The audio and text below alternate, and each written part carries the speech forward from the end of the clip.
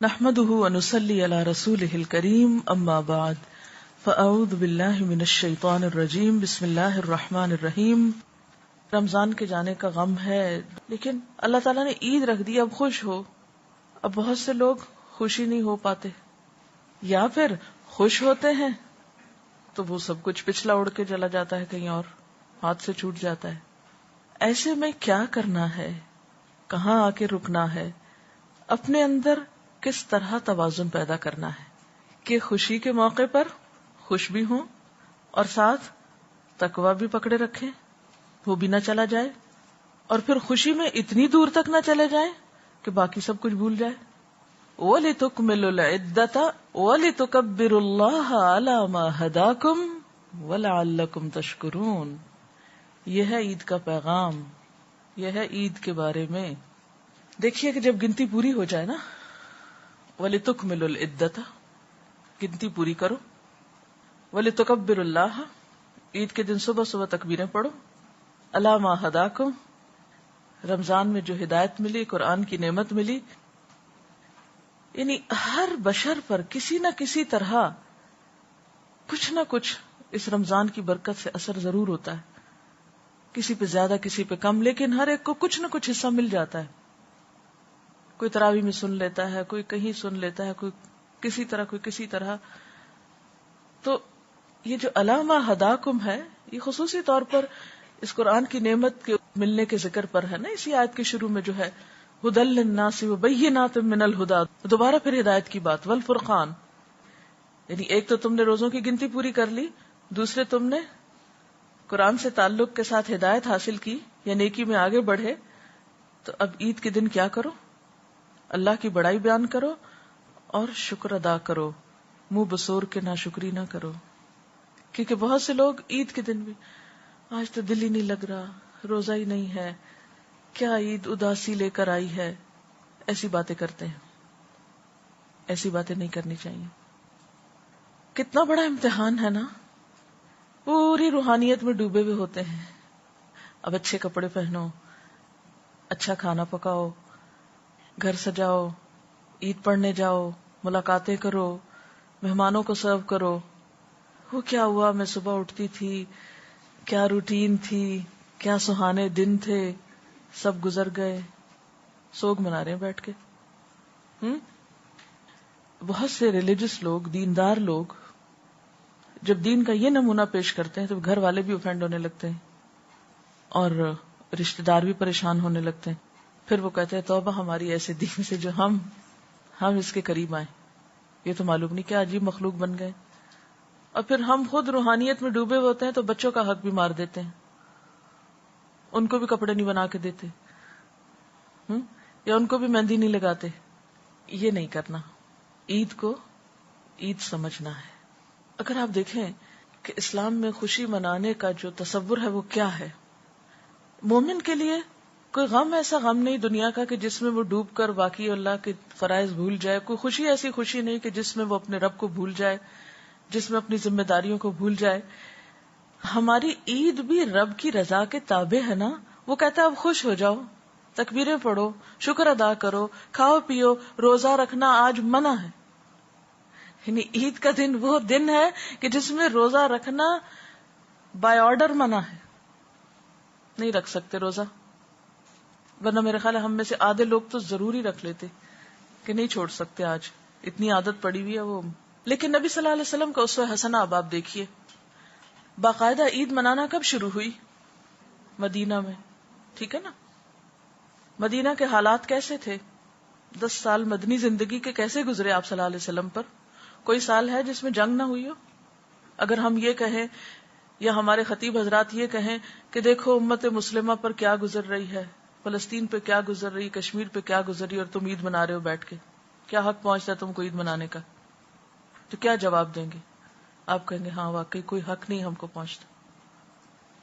نبی صلی اللہ علیہ وسلم نے مدینہ میں ہر سال عید سیلیبریٹ کی، حالانکہ مسلمان تکلیف دہ ترین حالات سے گزرتے تھے. اصل میں یہ جو اطاعت کا کانسیپٹ ہے نا، سر تسلیم خم کر دینے کا، اللہ تعالیٰ آپ کا حکم ہے اس وقت میں خوش ہوں، اچھے کپڑے پہنوں، میں خوش ہوں. اپنی مرضی کے خلاف جانا ہے نا, یہی تو اطاعت ہے. راتوں کو رو رہے ہیں, قیام اللیل میں رو رہے ہیں, دعائیں مانگ رہے ہیں, سجدوں میں پڑے ہوئے ہیں, اور اگلی سویرے اٹھ کے ہنسو مسکراؤ.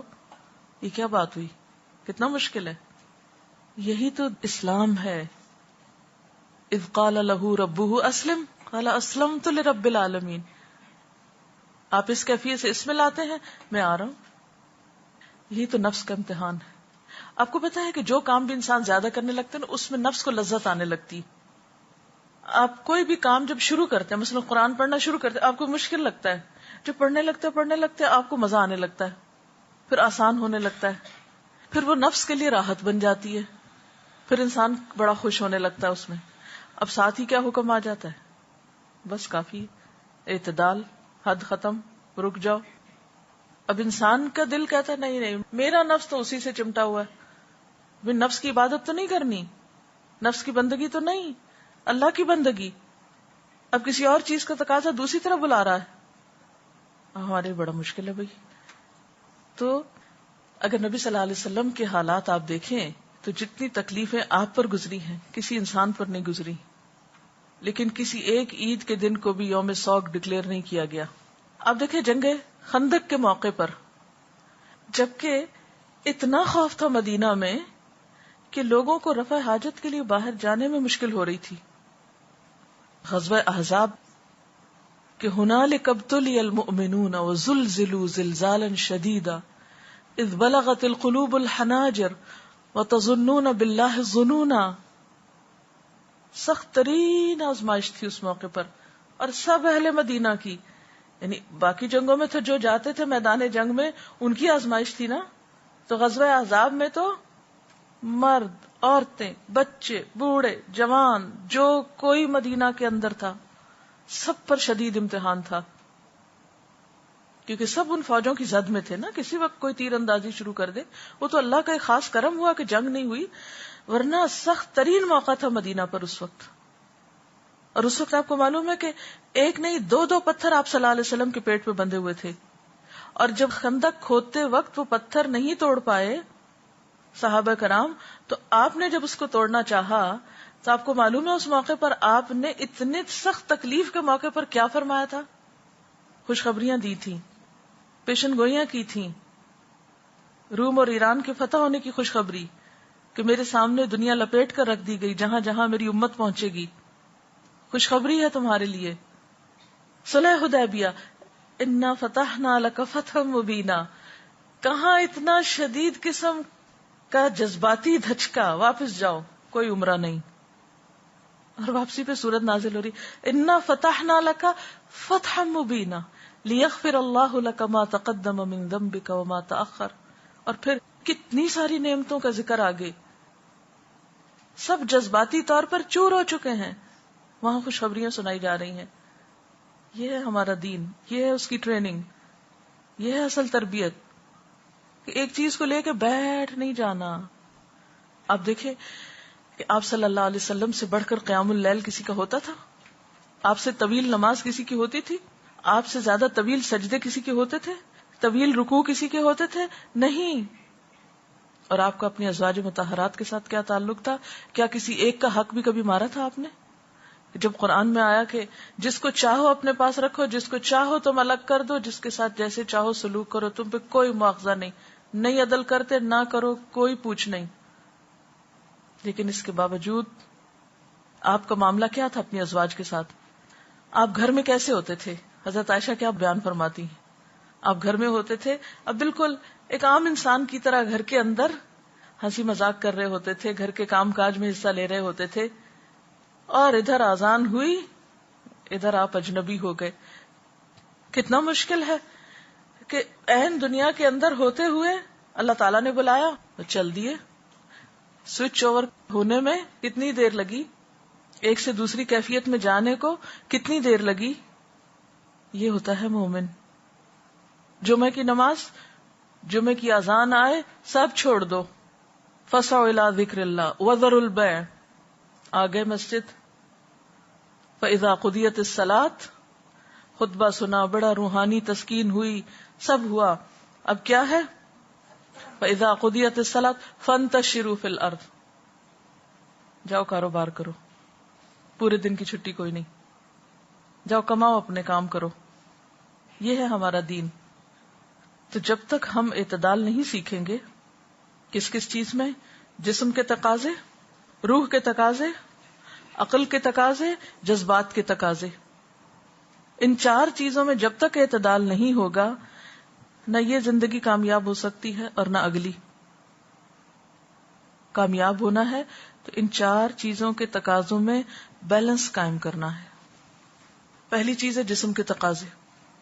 اب مزید آپ خود بھی غور کر سکتے ہیں، میں ہلکی ہلکی آپ کو راہ دکھاتی ہوں سوچنے کی، پھر آپ مزید خود سوچتے رہیے. جسم کے تقاضے، نہ تو اپنے آپ کو اتنا بھوکا رکھیں کہ آپ کی کمر ٹوٹ جائے، اٹھ کے بیٹھنا محال ہو، رنگ پیلا ہو جائے اور اتنے لاغر نظر آئیں، نہ سوئیں نہ کھائیں نہ پیئیں کہ آپ کسی کام کے لائق نہ رہیں.